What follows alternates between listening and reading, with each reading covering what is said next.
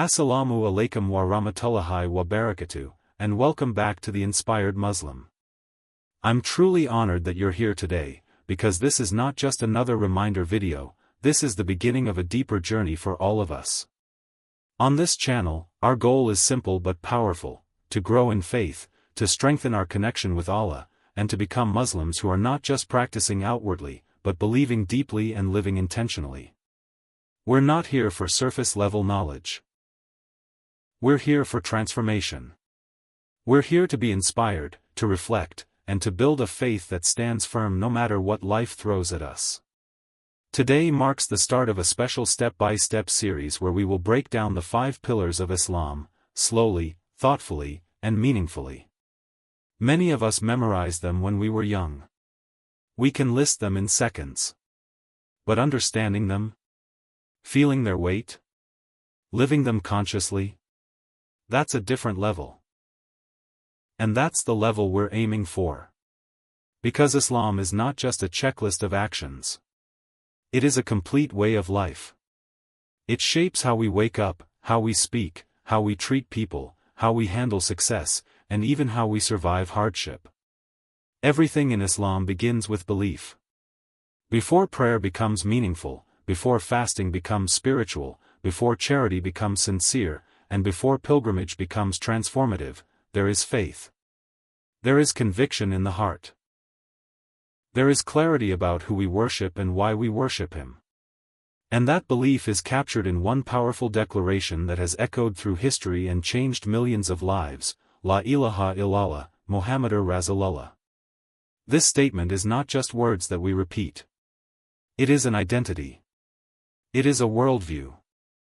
It is a commitment that reshapes how we see ourselves and the world around us.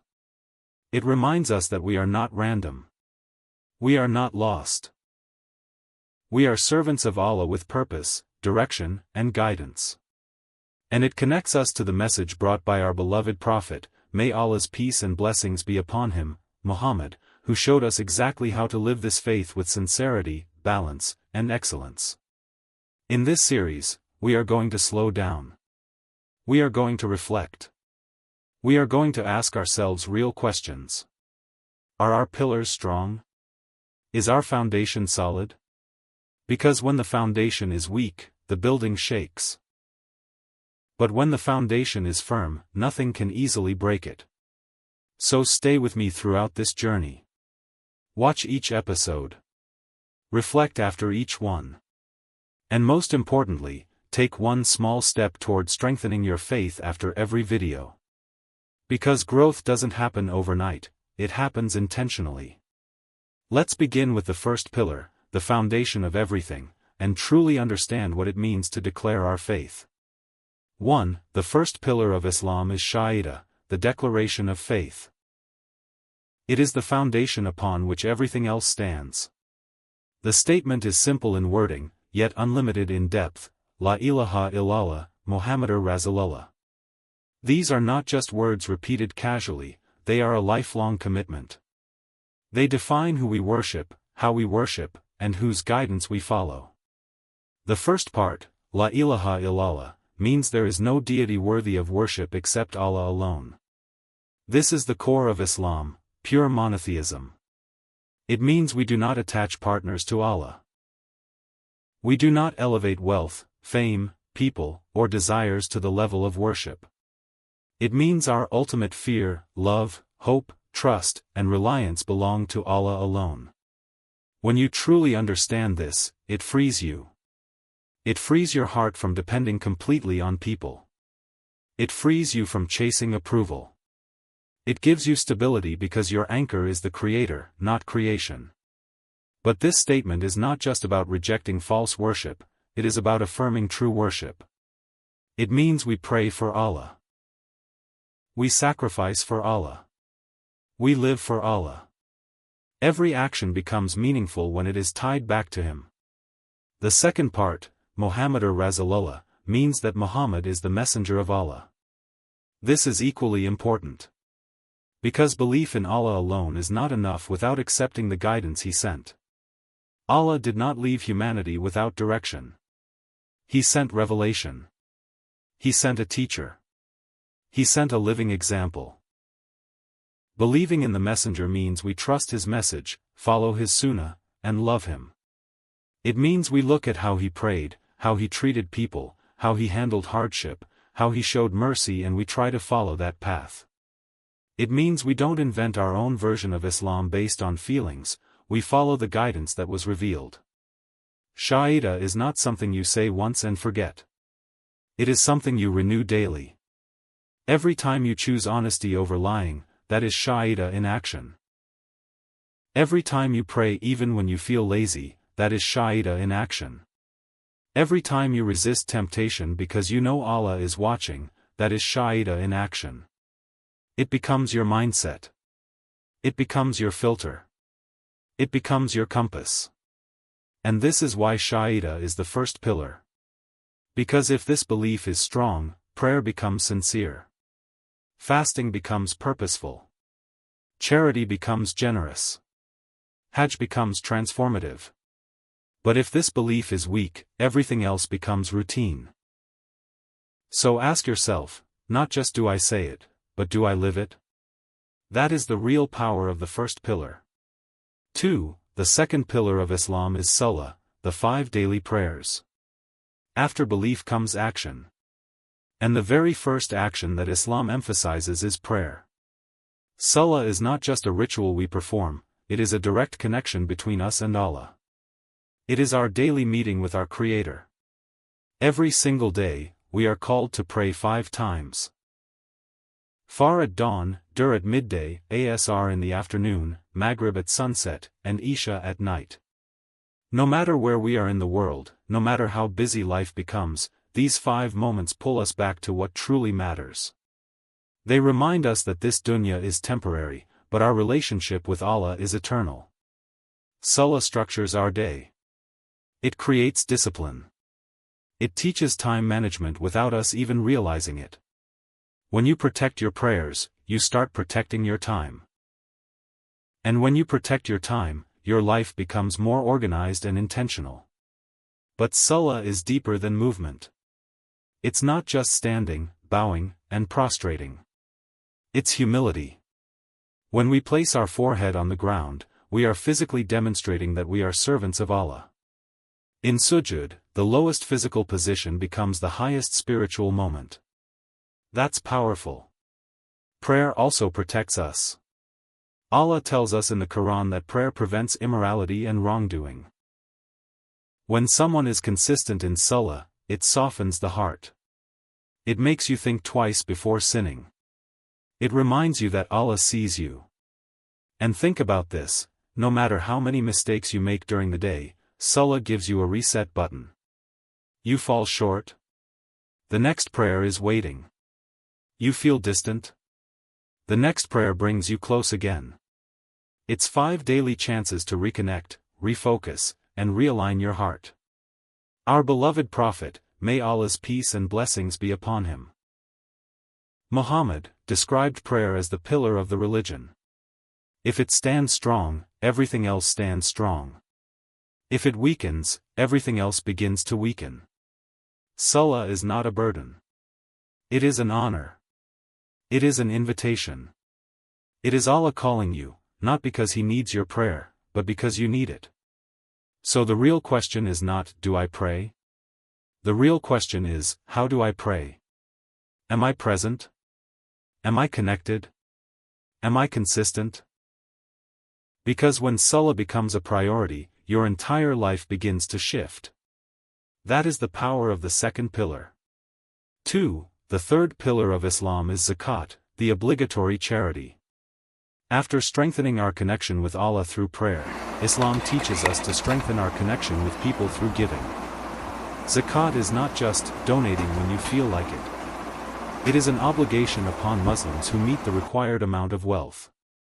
Typically, it is 2.5% of savings that have been kept for one full lunar year. And while that percentage may seem small, the impact is powerful. The word zakat itself means purification and growth. That's deep. When you give from what you own, you are purifying your wealth and your heart at the same time. You are removing greed. You are removing selfishness. You are reminding yourself that everything you have ultimately belongs to Allah. We live in a world that constantly tells us to accumulate more, protect more, and keep more. Zakat flips that mindset. It teaches us that true security is not in holding tightly, it's in trusting Allah enough to give. And think about the beauty of this system. Zakat is not random. It is structured. It supports the poor, the needy, those in debt, and those struggling in society. It creates balance. It reduces inequality. It builds community strength. When you give zakat, you are not losing money. You are investing in your akhirah. You are building reward that continues beyond this life.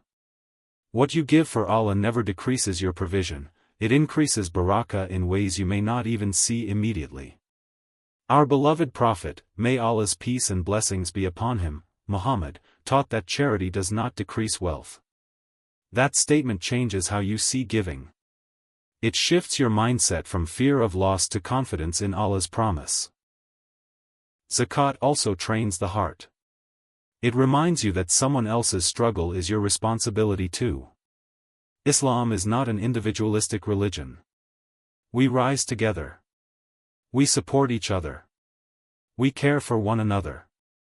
And here's something powerful to reflect on: if Salah connects you to Allah, Zakat connects you to humanity. So ask yourself, when you give, do you give with sincerity? Do you give with gratitude? Do you give remembering that Allah gave to you first? That is the beauty and strength of the third pillar. 3. The fourth pillar of Islam is Sawm, fasting during the month of Ramadan. This is not just about staying hungry and thirsty. It is about disciplining the soul, training the heart, and strengthening your relationship with Allah in a way that transforms you from the inside out. Every year, during the month of Ramadan, Muslims fast from dawn until sunset. No food. No drink. No intimate relations. But fasting is not just physical. It is spiritual. It teaches self-control. It teaches patience. It teaches you that you are stronger than your desires. When you feel hunger, you remember those who live with that feeling daily. When your throat feels dry, you appreciate the blessing of water. Ramadan makes you grateful for things you normally take for granted. But the deeper purpose of fasting is taqwa, becoming more conscious of Allah. When no one is watching you, and you could easily eat or drink in private, but you choose not to, that is sincerity. That is awareness of Allah. That is faith in action. Fasting builds discipline. It resets bad habits. It pushes you to control your tongue, your anger, your eyes, your thoughts. Because fasting is not just avoiding food, it is avoiding sin. And Ramadan itself is special because it is the month in which the Quran was revealed. It is a month of mercy, forgiveness, and spiritual elevation. It is an annual opportunity to reset your life, renew your intentions, and rebuild your connection with Allah. Our beloved Prophet, may Allah's peace and blessings be upon him, Muhammad, taught that whoever fasts Ramadan with faith and hoping for reward will have their past sins forgiven. That shows you how powerful this pillar is. Think about it, for one entire month, the global Muslim community moves together. We wake up before dawn. We break our fast at sunset. We stand in night prayers. It creates unity. It creates momentum. It creates spiritual energy that you can literally feel. Psalm teaches you that you are not controlled by your desires, you control them. And when you can control your desires, you can control your direction. That is the strength of the fourth pillar. Now let's complete the structure with the fifth and final pillar. 4. The fifth pillar of Islam is Hajj. The pilgrimage to Mecca in Mecca. It is required once in a lifetime for every Muslim who is physically and financially able. But Hajj is more than a journey across land. It is a journey of the heart. Every year, millions of Muslims from every race, language, and background gather in one place wearing simple white garments called ihram. No designer labels. No status symbols. No titles. Just human beings standing equal before Allah. That image alone speaks volumes.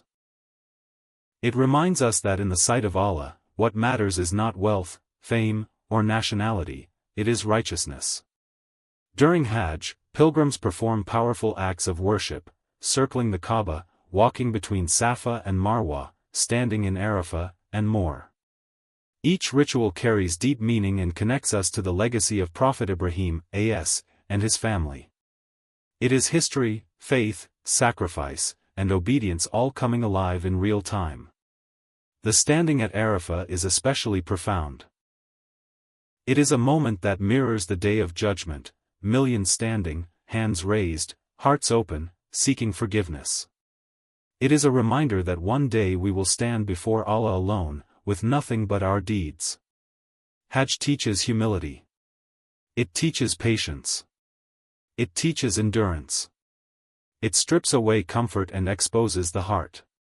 And when someone completes Hajj sincerely, they return purified, like a new beginning.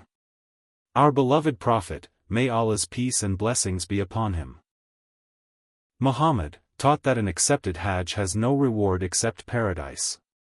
That shows the immense weight of this pillar. But here's something beautiful: even if you haven't gone to Hajj yet, the spirit of Hajj can live in you now. You can live with humility. You can detach from materialism.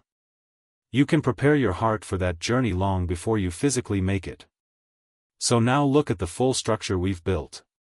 Shahada anchors your belief. Salah disciplines your day. Zakat purifies your wealth. Sawm strengthens your self-control. Hajj unites the Ummah and renews the soul. These 5 pillars are not random acts, they are a complete system. They shape belief, discipline, generosity, self-control, and unity. When these pillars are strong, your Islam is strong. When you protect them, they protect you. And that's the beauty of the 5 pillars of Islam. If you'd like, I can now create the powerful closing section to wrap up the entire series in a way that inspires your audience to take action. As we come to the end of this journey through the 5 pillars of Islam, take a moment and really reflect. These pillars are not just concepts we memorized as children. They are not just topics for exams or reminders during Ramadan. They are the structure of our lives as Muslims. Think about it. Shahada defines who you are. Salah shapes your daily rhythm. Zakat softens your heart and purifies your wealth. Sawm trains your soul and strengthens your discipline. Hajj reminds you of unity, humility, and your ultimate return to Allah. This is not random. This is a complete system designed by Allah for your success, in this life and the next. But here's the real question: are our pillars strong? If a building has cracks in its foundation, it may look fine from the outside, but it won't survive pressure. And life will test you. There will be hardship. There will be distractions. There will be doubts. The only thing that keeps you firm is a strong foundation. Maybe your prayer needs consistency. Maybe your understanding of Shahada needs renewal. Maybe your giving needs sincerity. Maybe your fasting needs more reflection. Maybe your heart is longing for the journey of Hajj. Growth doesn't happen overnight. It happens intentionally. One pillar at a time. One improvement at a time. So don't feel overwhelmed. Feel motivated. Start where you are. Strengthen what you can today. Protect your pillars, and they will protect you. And remember, Islam is not meant to weigh you down, it is meant to elevate you. It is structure with purpose. Discipline with mercy. Commitment with reward. If this series benefited you, share it with someone who needs it. Let's spread knowledge. Let's inspire growth. Let's build a generation with strong foundations and confident faith. This is the Inspired Muslim, and our goal is not just to learn Islam, but to live it, love it, and let it transform us. As we come to the end of this journey through the 5 pillars of Islam, take a moment to reflect. These pillars are not just things we memorize, they are the structure of our lives. They shape our belief, discipline our actions, purify our wealth, strengthen our self-control, and unite us as one ummah. If our pillars are strong, our faith stands strong. If they weaken, everything else begins to shake. So start small. Improve one prayer. Give with more sincerity. Fast with more awareness. Renew your Shahada daily. Prepare your heart for Hajj even before you step into Mecca. Growth is a journey, and we're walking it together. If this series benefited you, don't keep it to yourself. Share it with someone who needs this reminder. And if you haven't already, make sure you subscribe to The Inspired Muslim, turn on your notifications, and join this growing community where we strengthen our faith step by step. Your support helps this message reach more hearts. Let's continue learning. Let's continue growing. Let's continue being inspired. Assalamu alaikum wa rahmatullahi wa barakatuh.